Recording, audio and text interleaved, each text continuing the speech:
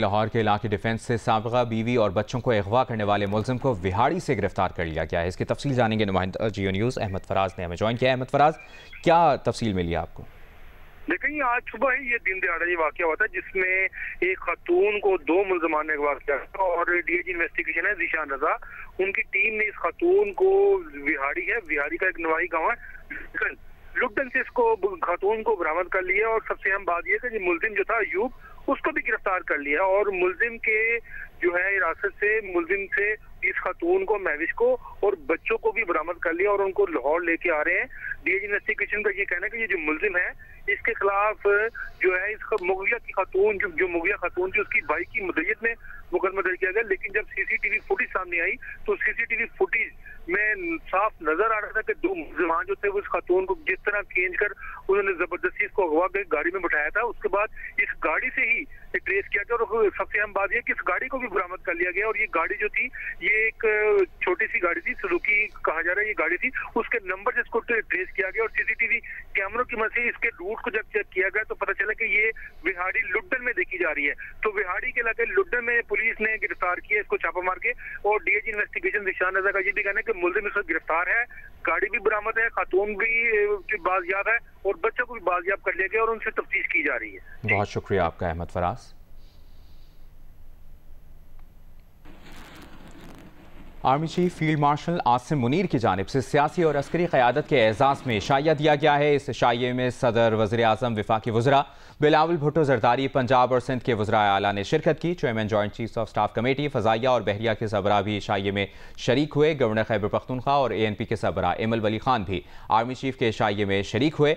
ISPR के मुताबिक army chief ने मार्का हक के दौरान सियासी क़यादत की बसीरत पर इज़हार तशक्कुर किया और ऑपरेशन बुनियानुल मरसूस की कामयाबी में तीनों अफवाज के दरमियान हम आहंगी को भी सराहा।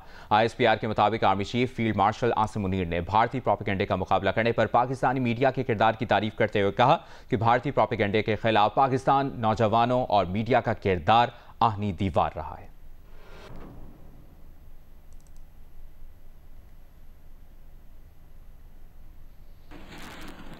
सलामती काउंसिल में पाकिस्तान की काउंसलर साइमा सलीम का कहना है कि भारत के पास पहलगाम हमले के सबूत थे तो पाकिस्तान की तहकीकात की पेशकश कबूल करता।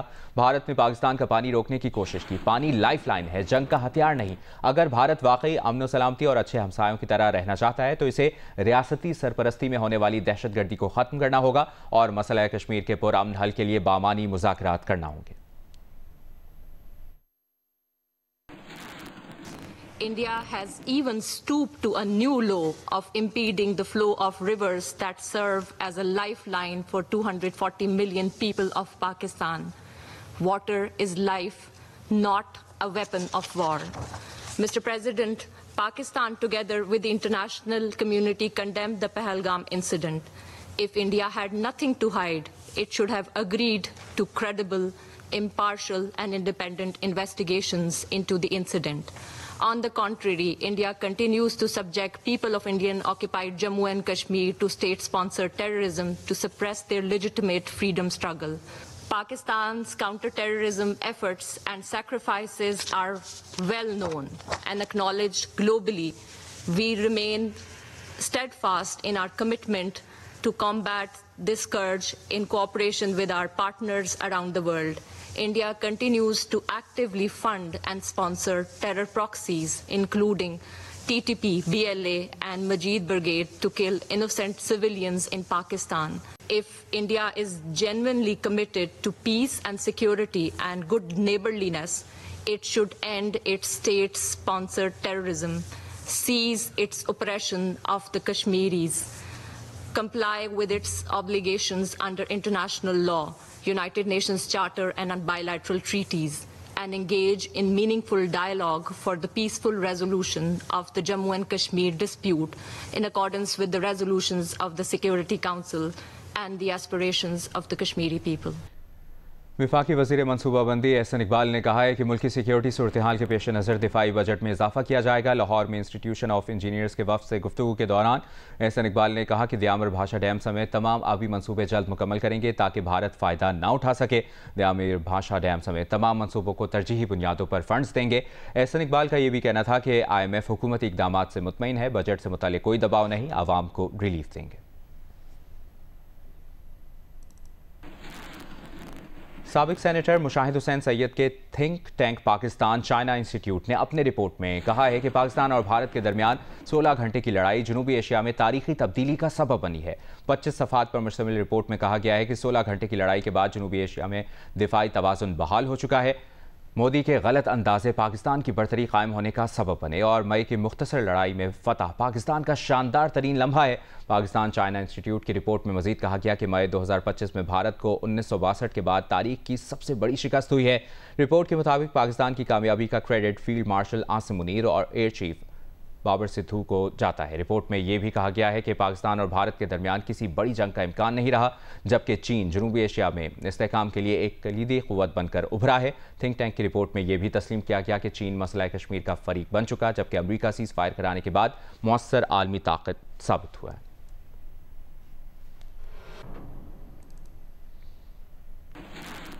IMF की जानिब से कर्ज प्रोग्राम में पाकिस्तान की कारकर्दगी की तारीफ की गई है। IMF और हुकूमत के दरमियान आइंदा बजट पर हुए मुज़ाकरात के बाद जारी एलामिये में कहा गया है कि पाकिस्तान का मौशी पॉलिसी में इस्तेहकाम के लिए कारबंद रहना काबिल सताइश है। IMF ने सख्त मॉनेटरी पॉलिसी बनाने और एक्सचेंज रेट में लचक लाने पर जोर देते हुए कहा कि करेंसी एक्सचेंज रेट मार्केट के मुताबिक रखा जाए ताकि रुपया बैरूनी दबाव बर्दाश्त कर सके। स्टेट बैंक अफरात ज़र को मद्देनजर रखते हुए मॉनेटरी पॉलिसी बनाए, महंगाई में इजाफे की शरह 5 से 7% के हदफ में लाई जाए और माली नज़्म व नस्क बरकरार रखा जाए। IMF के मिशन चीफ नेथन पॉटर ने कहा कि पाकिस्तान को टैक्स वसूलियों में इजाफा करना होगा। IMF चाहता है आइंदा बजट में अखराजात की तरजीहात में मुशावरत हो। कराची से लाहौर जाने वाली निजी एयरलाइन की परवाज कई मिनट तक आंधी की जद में रही है और तैयारे की लैंडिंग की कोशिश के दौरान तूफान के बायस शदीद झटके लगे हैं और मनाजिर भी आप इस वक्त स्क्रीन पर देख रहे हैं। तफसील जानते हैं नुमाइंदा जियो न्यूज़ अफजल नदीम डोगर से। जी अफजल बताइए। जी, इस्लामाबाद के बाद लाहौर का जो इस वक्त वेदर है वो अभी तक काफ़ी नाहमवार है और तूफान की जद में है, बारिश है और इसके अलावा शदीद आंधी जो है वो चल रही है, जिसकी वजह से लाहौर का अल्लामा इकबाल एयरपोर्ट पर जो है वो लैंडिंग और टेक ऑफ जो है वो शदीद मुतासर है।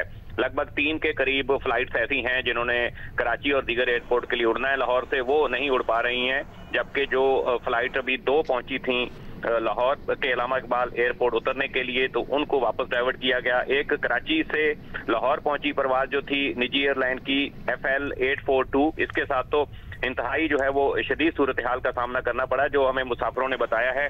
लगभग तकरीबन 15 मिनट तक ये जो परवाज थी वो तूफान की जद में रही और झटके जो है वो लगते रहे और ये इस सूरत हाल में जाहिर है जो आजकल चल रहा है सिचुएशन, उसमें जो है वो मुसाफिरों के जो है वो कलमा तैयबा का विर्द करते रहे और चीखो पुकार जो है वो निकलती रही। जहाज जो है वो काफी झटके लेता रहा। एयरबस 321 ये तैयारा था जिसने लाहौर के अलावा ठीक है अफजल नदीम डोगर साथ ही रहेगा। मुसाफिरों का क्या कहना था ये भी सुनिए।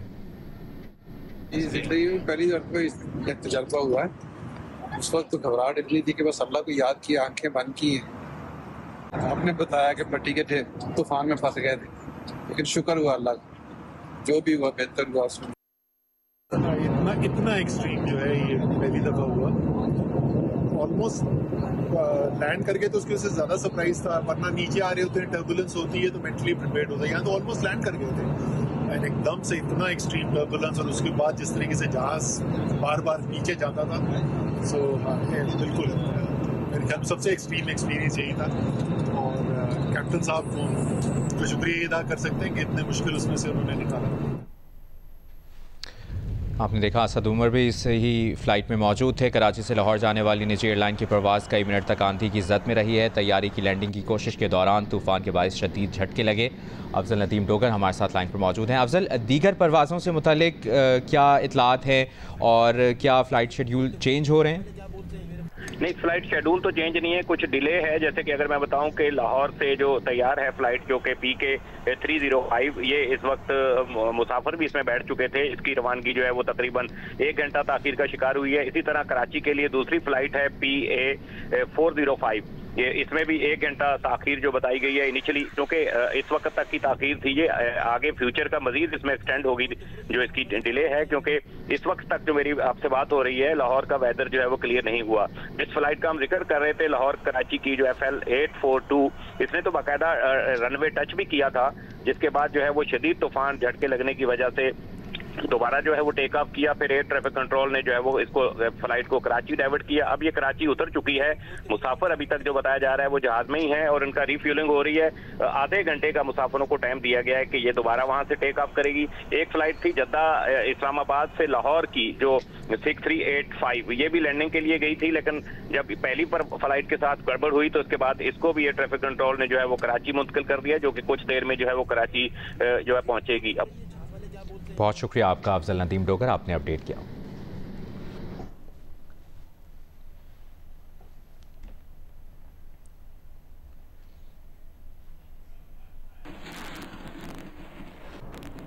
लाहौर और गिरदोनवाह में 100 किलोमीटर फी घंटे की रफ्तार से आंधी के बायस कई मकामात पर दरख्त गिर गए हैं। आंधी के बाद होने वाली बारिश से मौसम खुशगवार हो गया है। तफसील बता रही है नुमाइंदा जियो न्यूज़ हुदा। लाहौर में सुबह से शदीद गर्मी का सिलसिला जारी था, लेकिन दोपहर 4 बजे के करीब जो है वो शदीद आंधी चलना शुरू हो गई थी। आंधी जो है 100 किलोमीटर फी घंटा के हिसाब से जो है आंधी के बायस जो है वो दिन में रात का समा हो गया है कहीं, जिसकी वजह से ट्रैफिक की रवानी भी मुतासिर हो रही है। कहीं जगहों पर दरख्त भी गिर चुके हैं। दिन में ही लोगों ने अपने गाड़ियों की, मोटरसाइकिल्स की हेडलाइट्स वगैरह ऑन कर ली हैं। तो अभी भी जो है कहीं जगहों पर कहीं हल्की तो कहीं तेज़ बारिश का सिलसिला जारी है। मौसम काफ़ी खुशगवार हो चुका है, गर्मी का जोर टूट चुका है। वफाकी वज़ीर इत्तलाआत अतातार ने कहा है कि शहबाज शरीफ दोस्त ममालिक ईरान, तुर्की और आज़रबाईजान के दौरे पर जा रहे हैं। दोस्त ममालिक ने हक के बयानिए का साथ दिया। पूरी जंग में तुर्की का साथ मिसाली रहा। कराची में मीडिया से गुफ्तगू में अतातार का कहना था कि जंग में शिकस्त के बाद हालत यह है कि भारत के वज़ीर ख़ारजा से बात भी नहीं हो रही। पाकिस्तान ने अस्करी बर्तरी वाज़े कर दी। भारत को जुर्रत नहीं हुई कि हमारे साहिलों का रुख करे। हमारी खुशकिस्मती है कि बैन अवी सतह पे पाकिस्तान को ऐसे दोस्त मैसर हैं जिन्होंने इस जंग में हक सच की जो एक हमारा एक नैरेटिव था उसका साथ दिया। और देखिए, भारत के पास सेल करने को कुछ नहीं था, भारत के पास बात करने को कुछ नहीं थी। हमने तो पहलगाम के वाक़े की तहकीकात का भी कह दिया। तो अल्लाह ताला ने ये जो एक शानदार फतह जिससे हमें नवाजा है, मैं समझता हूँ कि वज़ीर आज़म शहबाज शरीफ साहब का, जनाब फील्ड मार्शल सैयद आसिम मुनीर साहब का, तमाम आर्म फोर्सेस का, एयर चीफ का, नेवल चीफ का, हमारे जवानों का, अफसरों का, हमारी कौम का, हमारे मीडिया हाउसेस का, एंकर्स का, हमारे सोशल मीडिया वॉरियर्स का, जैन जी का, सबका बड़ा किरदार रहा है। और दुनिया ने इसको इतराफ़ किया कि अल्हम्दुलिल्लाह नैरेटिव की वॉर में पाकिस्तान आगे, डिप्लोमेटिक वॉर में पाकिस्तान आगे था और पाकिस्तान ने इस खित्ते में अपनी अस्करी बर्तरी जो है वो वाजे कर दी है दुनिया के ऊपर। एक मिलिट्री डोमिनेंस जो है पाकिस्तान ने एस्टैब्लिश किया अल्लाह ताला के फजल से। मैं समझता हूँ कि भारत जो है वो बिल्कुल बैकफुट के ऊपर है और उनके, मैं फॉरेन मिनिस्टर को देख रहा था, उनसे बात नहीं हो रही। आगे बढ़ते हैं, आपको बताएं पेशावर में मौसम गर्म और खुश्क है। आंधी और गर्दालूद हवाओं का सिलसिला रुक गया है। इसकी तफसील बता रहे हैं रसूल दावर। पेशावर में भी दोपहर के वक्त मतला जुज़वी तौर पर अबर आलूद रहा, लेकिन इस वक्त धूप निकली हुई है और गर्मी की शिद्दत महसूस की जा रही है। महकमा मौसमियात का कहना है कि शुमाली इलाका जात में बारिश बरसी, जनूबी अजला में इस वक्त धूप भी निकला हुआ है और न सिर्फ धूप बल्कि शदीद गर्मी भी है। दर्जा हरारत 39 दर्जन सेंटीग्रेड तक बढ़ने के अमकानात ज़ाहिर किए गए थे। हवा में नमी का तनासब जो दोपहर को 50% बताया गया था, इस वक्त कम होकर 20% तक रह गई है। आइंदा 24 घंटों के दौरान सूबे के बलाई इलाकों में बारिश का इम्कान जाहिर किया गया है, लेकिन पेशावर और जुनूबी अजला में इस वक्त भी हम देख रहे हैं कि धूप है और इसके बाद भी महकमा मौसमियात का कहना है कि इसी तरह गर्मी की शिद्दत बरकरार रहेगी। और ये भी कहा जा रहा है, जो माहिरीन हैं इनके मुताबिक कि ये मौसमियाती तब्दीली का नतीजा है कि अचानक गर्मी आ जाती है और फ़ौरन बारिश हो जाती है, लेकिन उसके फ़ौरन बाद फिर गर्मी की शिद्दत लोग महसूस कर रहे हैं। जी, और अभी आपको बताएं, पाकिस्तान के पहले पावर इक्विपमेंट डैशबोर्ड का इजरा कर दिया गया है। It's an honor and a privilege to address this national consultative workshop on the indigenization of electrical power equipment and the manufacturing sector, a gathering that symbolizes not only aspiration but determination to shift the paradigm of our energy landscape towards self-reliance, innovation and sustainability. This initiative aligns with the broader vision of the National Electricity Plan,